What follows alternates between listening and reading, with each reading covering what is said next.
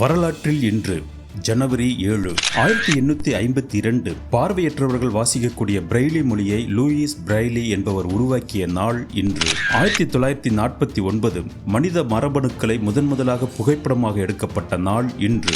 1987 cricket வரலாற்றில் கபில்தேவ் தனது 28வது வயதில் 300வது டெஸ்ட் விக்கெட்டை வீழ்த்தி சாதனை புரிந்த நாள் இன்று. 1989 பிரதமர் இந்திரா காந்தியை கொன்ற கொலையாளிகளான சத்வந்த் சிங், ஹேகர் சிங் ஆகிய இருவருக்கும் ஒரே நாளில் மரண தண்டனை விதிக்கப்பட்டு தூக்கிலிடப்பட்ட நாள் இன்று.